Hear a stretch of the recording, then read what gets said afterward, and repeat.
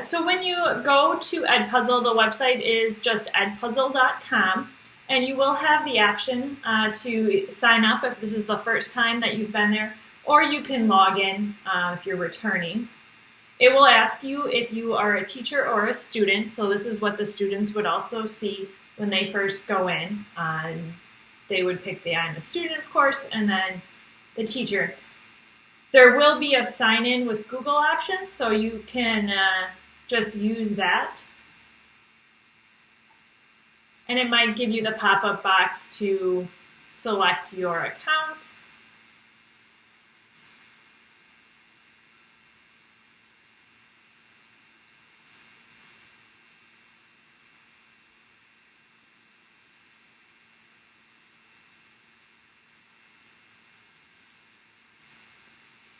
Then when you first go into Edpuzzle, you will see a variety of videos. So Edpuzzle can be used with already created videos, and it links to a lot of different resources such as YouTube, Khan Academy, National Geographic.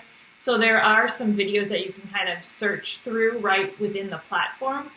And then I'll also be talking about how you can add your own videos that maybe you've created for instruction for your students. Up in the upper right corner, you'll have a few tabs. The Content tab, again, is going to be the videos. And then the My Classes tab is where you can create and organize your classes. Now, it does sync with Google Classroom, so when you go to add a new class, you can either create a new class manually, or if you're using Google Classroom already, all you need to do is click that Google Classroom button. And again, it might ask you to authorize it the first time. And then you'll see your classes to add to Edpuzzle. Now, the first time you go to create a class, you may get kind of a prompt that's asking about parental consent, and you can go ahead and say yes, that your school can consent on behalf of parents.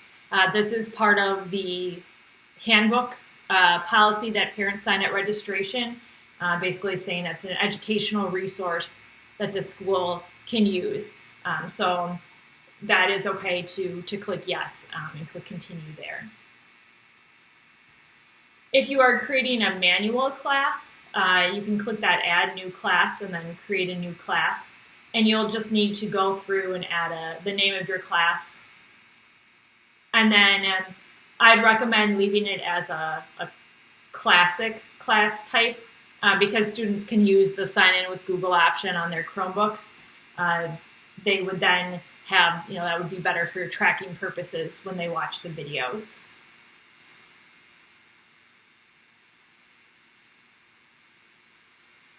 Once you have your classes set up, if they are synced with Google Classroom with this one, if you go to the Students tab, you would see any students that are currently enrolled in that Google Classroom. If you make any updates to the student list in Google Classroom, you can always come back in here and click this Import Students button, and it would update that roster with any new students or if there was adds or drops. So once you have your class set up, you can start adding content. So I'm going to go back to the Content tab. And again, here's where you can search for already created videos if you wish. So I'm just going to search for a video on place value.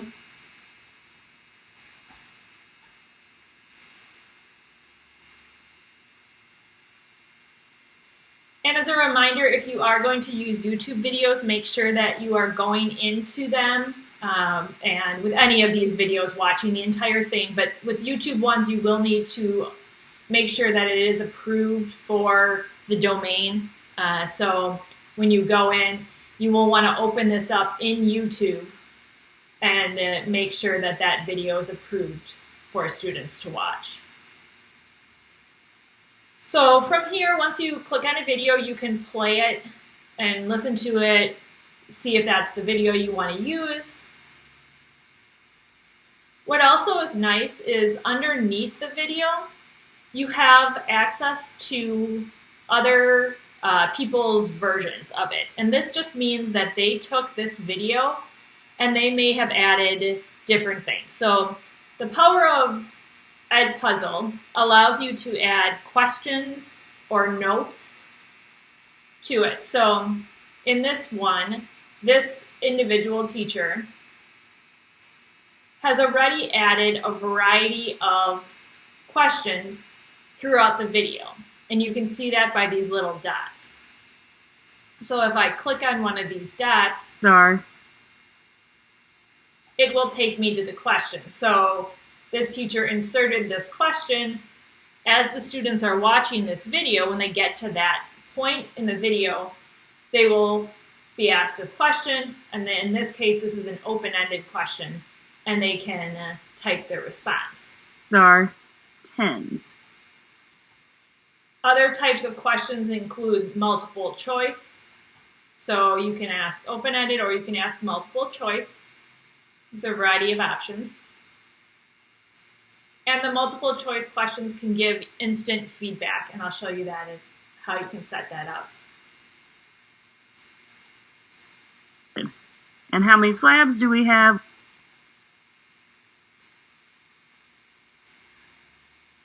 Another really neat feature of Edpuzzle is the ability to do a voiceover. So maybe you find a video on YouTube or Khan Academy that you like, but you want to be able to add your voice for your students to personalize it, or maybe explain it in just a different way, but you still want to use the visual content from the video. So in this example, this teacher did her own voiceover. So she took that same video that I was looking at before and was able to add her own voice. What number is shown by Ms. Kuhn? Today we're going to show what number is shown. So you kind of heard the start of the original audio, and then she cut that out, and now she introduced her, self. So again, it's giving that personalization aspect. So whether you use the original video or anybody else's edit, when you're clicked in the video, you have some options down here at the bottom. So you can assign it as is, but you also can have the ability to edit that video. So if I click on edit on any of these, now I'm in the editing mode. So I have the video. The first option you can do is you can cut or trim the video. So if you wanted to only have a piece of the video, you can remove and adjust how long or short the video is. We have 1, 2, 3, 4 ones. So you can kind of see that this teacher actually cut off the end of the video, of the original video, because maybe she didn't want the end, or that was a different example that didn't apply to her class. So using the cut allows you to, trim off the video. The next tab is the Voiceover tab, and this is where this teacher added her own voice. So you can see this is her recording, but if I wanted to delete that, I could click that trash can to remove her voice, and then I could start playing it. 4 ones plus and 1, 2. I would be able to start recording and add my own explanation to the video as I'm going through. And then the last tab here is the questions. And then these, again, are your multiple choice, open-ended, or if you just wanted to add additional notes to the video for your students that would explain something or link somewhere else, but you didn't need them to respond. So as you're going Tens, through, which is 20. 10 plus 10 is depending on where you are in the video, at any point you can, pause the video and you can click on one of these options. And, for the open-ended question, you can type in the question you want them to answer. For multiple choice type questions, you would type the question in this top box, and then it defaults to giving you 2 choices. You can add additional ones by clicking this Add Another Answer choice. And then you just have to remember to mark the correct answer. So in this case, it's saying this box would be the correct one, but I could change that. The red X is an incorrect answer, and then the green check is a correct answer. What also is nice is the ability to leave feedback for your students to receive instantly while they're going through. So if you had an answer choice that was incorrect, and then you click this little feedback, now you can type in feedback that your students would receive if they pick this particular option. So maybe you were doing a place value and the answer here was they forgot to, that this square was 100, the hundreds place, and they answered it incorrectly. You could give specific feedback based on that choice. You can return to the question option by clicking that. Now it says question, and that would be your choice. I could do the same thing for the correct answer. I could leave feedback if they answered that answer correctly.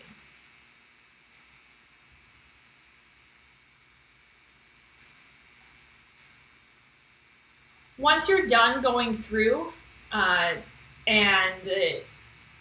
editing your options here, if you cancel this. Moving over now. So if I go to one of the questions that was already inserted, I can see those kind of on the side here. I can move them around too. I can drag if it was at the wrong time. I can click on one of those questions and reposition it within my video.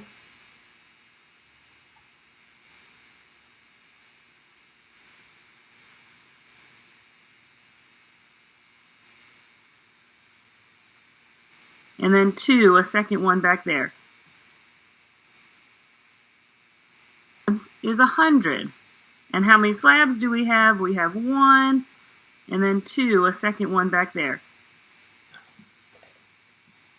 So we can go back, if I click finish, it will save your changes automatically. It does default after you've edited it to public. You can always change that by clicking that public, and you can change it to private. And then again, you can either go back in and edit some more, or you can assign it to your class. When you click assign, you have the ability to select one or more classes to assign that activity to. You can select the start date and time. If you want to put a due date, this is optional. You don't need to have anything there. This prevent skipping will be turned on by default. And what that means is that the students cannot fast forward through the video, or they can't skip to the end of the video. It requires them to watch the entire video before proceeding. If you have a class that is synced through Google Classroom, you do have the ability to post that as an assignment directly on Google Classroom. So if I were to toggle that on and click assign, it's going to add directly to my Google Classroom an assignment for my students to click and access.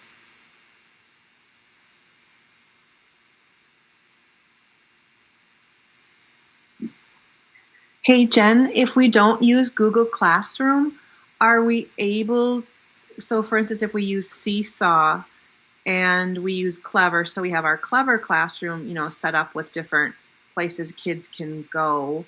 Is this something that would be, Edpuzzle would be its own icon in our... Yeah, I'll walk through that in a little bit. Okay.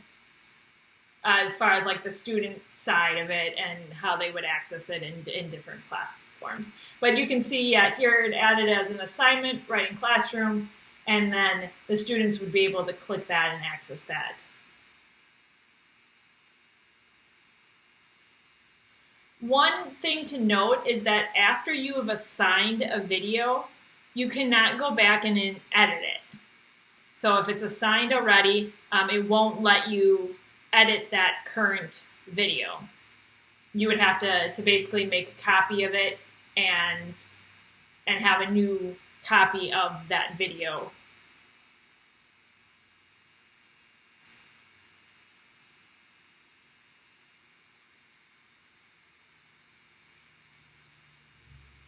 If you are going to assign something and you want to come back, when you're in that content, you have all of the public videos here, but you also have the My Content. And this is going to be any videos that you've kind of accessed, edited, or saved here. So if I go into one of these videos, I could then, I have that option to assign it. If you are assigning it to a class that is not linked with Google Classroom, so this practice class isn't assigned through Google Classroom, I can click Assign, just like I would. And then there is this Share Assignment option. So if I click the Share Assignment, I get a link to this specific assignment. So now I could copy this link, and then this link could be pushed out into Seesaw, or if you're using PowerSchool or something like that, you could publish the link to the specific assignment for students to access. So that's one way, kind of, Michelle, to answer your question. On the student side, when they go, they can either, if you're using Google Classroom and you've assigned a video, again, they can click on it through Google Classroom. Or you could add Edpuzzle, just the generic Edpuzzle website, to Seesaw or PowerSchool, and they can log in, click I'm a student, and then sign in with Google.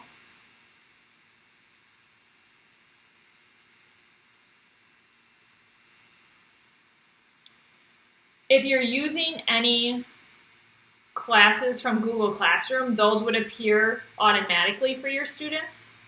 And they will be given a kind of a to-do list here, so you can see any videos that my teachers have assigned to me that I haven't completed yet. In the completed tab, it will show anything that I've done already. If you are manually creating a class, there's a couple different ways you can have your students join. You can give them, it's going to give you a code, kind of like in Google Classroom, where you get that code where they enter it to join your class. The same thing can be done in Edpuzzle here. You can click Join a Class and then give your students that class code to enter.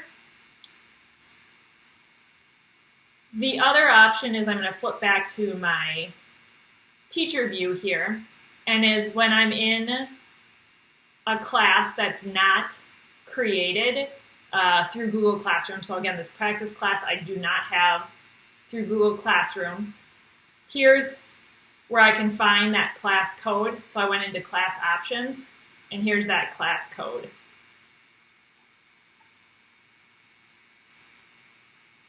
And you will also get that when you first create your class as well, so you can add that. So as students are completing their videos, they would start playing that video back. And again, what number is shown by the play blocks? It's not going to let me skip ahead. because some I with had many, that many, skipped many blocks, and some with just single blocks. turned on. When you have that skip turned on, if you click a different tab or you minimize this window, it will pause the video. So they couldn't just put the video on in the background and then try to go to a different tab and play a game while the video is playing or something like that, because it would stop the video from playing, and then they would have to resume from that spot. They can go back and rewatch anything, so they can kind of rewind. And once they've watched, they can fast forward back to the most recent place that they've watched.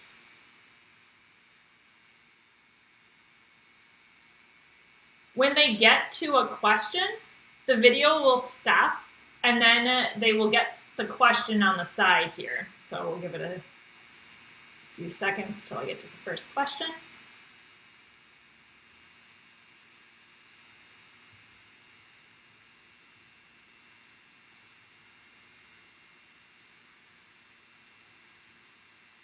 And then, yep, so here's the question. I can click on the answer that I think is correct. Or there's always a rewatch button, which would kind of skip them back a few seconds to rewatch a section. If I click submit, because it's a multiple choice, it will give me that feedback, and I can then click continue, and the video would keep going. On the teacher side, when you go into your classes, you can see the progress of your students. So if I click on any of these assignments, it will show me which students have been assigned this video and what % of the video the student has watched. So if I go, I'm going to go into this one here. So I can see that this student watched all of the video and they had their score. I can see that this student started watching half the video and this student hasn't watched the video at all. I can click on any of the students to see how much time they spent watching the video so far, how many questions they've answered, and the correct responses of those multiple choice questions. And I can review their responses below here. If you do have an open response question, it won't automatically grade that. You can come in here, and then this is where you can assign them, okay, was that a correct answer, an incorrect answer, leave feedback. And then once you've graded those open responses, it will add that to their score.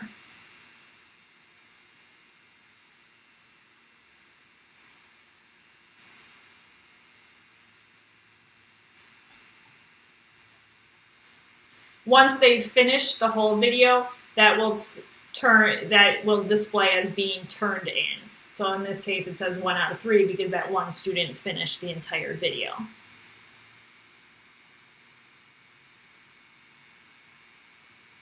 You can also click on any of these assignments and go to questions, and you can see the individual questions and kind of review to see how many students got each question correct as a kind of a snapshot of maybe something you have to spend more time going through or reteach.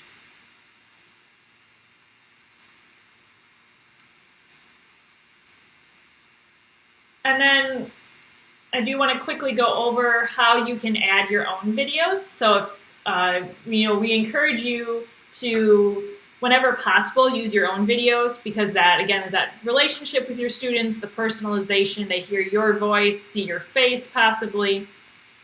So if you record your own videos, if you go into My Content, there's a couple different ways that you can add that content. So there's an Add Content button here. If you click Create a Video, that is going to allow you to, again, kind of pick here, but go back. You're going to probably use the upload a video option the most. So if you had a video that was saved either on your computer or your Google Drive, you can upload your video and then choose one of these options depending on where it's saved. There is a note on the size of the video file. So if you do have a larger video file, the other option that you can do is you can upload it to YouTube first. So here is one of our videos from our website. It's uploaded to YouTube. I can copy that YouTube link, and then when I go to the YouTube option, I can just search for that video. And it found that video right away, and now I'm taken to that same editing menu that I was in before when I was editing somebody else's video. I have the ability to trim it, or cut it, add the voiceover, and then add questions.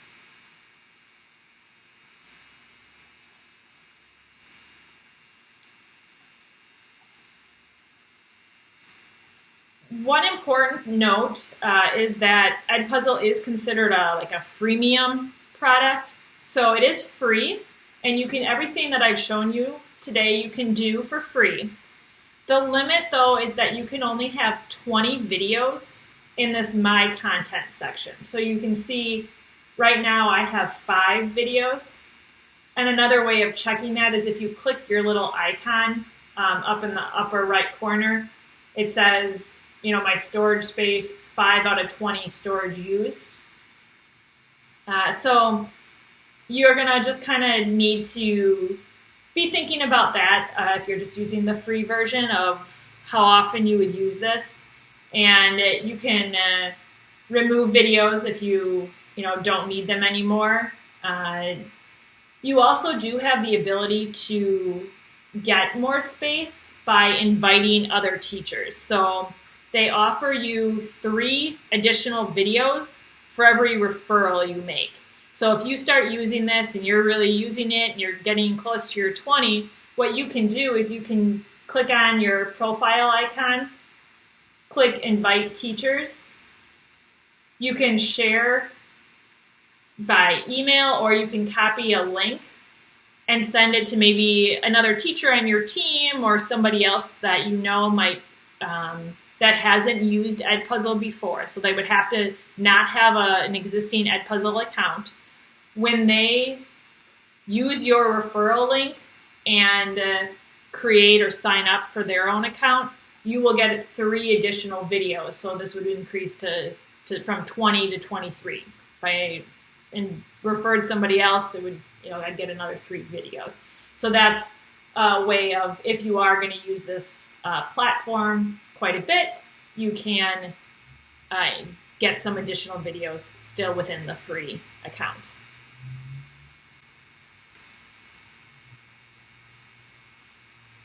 So we only have a minute or 2 left, but I do want to take some time for questions. So I don't see any in the chat, but feel free to unmute yourself if you have some questions or if you'd like me to go over anything else.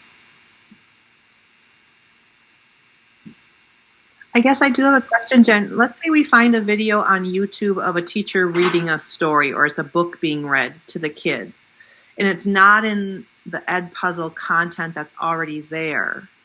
So are we able to bring in any YouTube video to this site, or does it have to be one that's already there or one that we've created?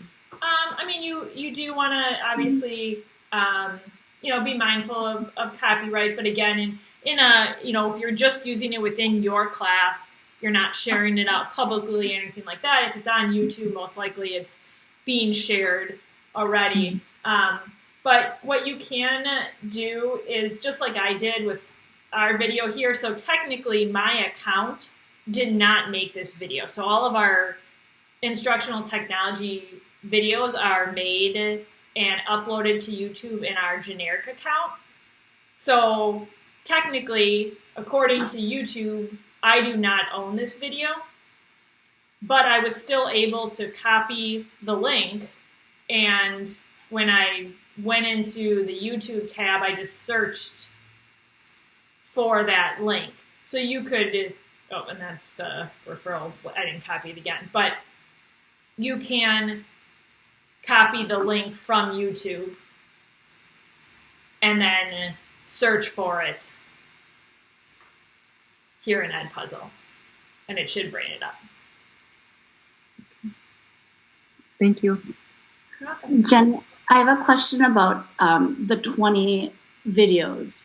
So after you get 20, if you delete what you've done, then you can start over again, correct? Correct. Is that what I'm understanding? It's not like at 20, then you can't use Edpuzzle anymore. Right, so right now I have 5. If I click on this video and I click delete,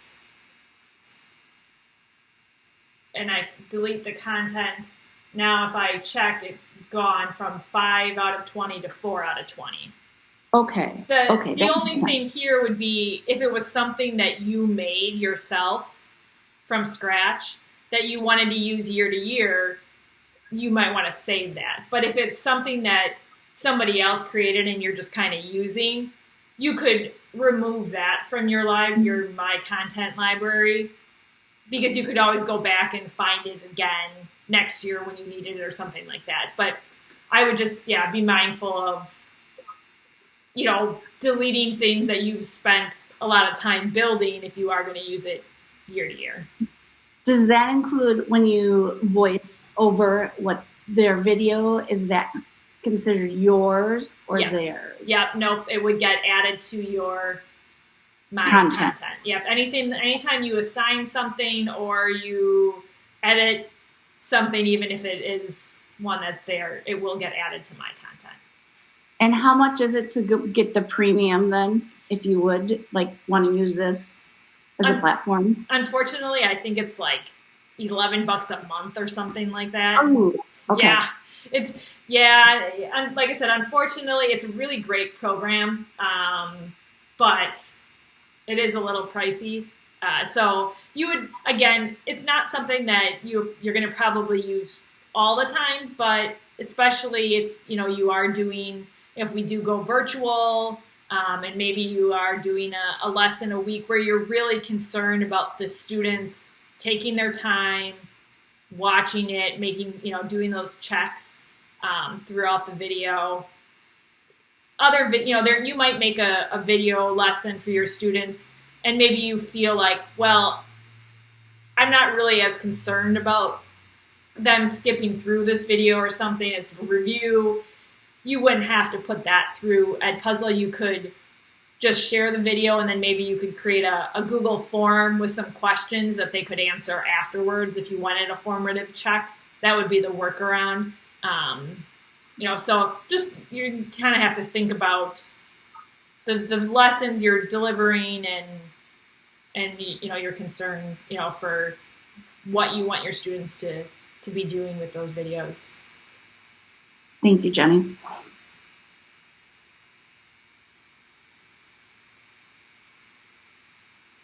Any other questions today?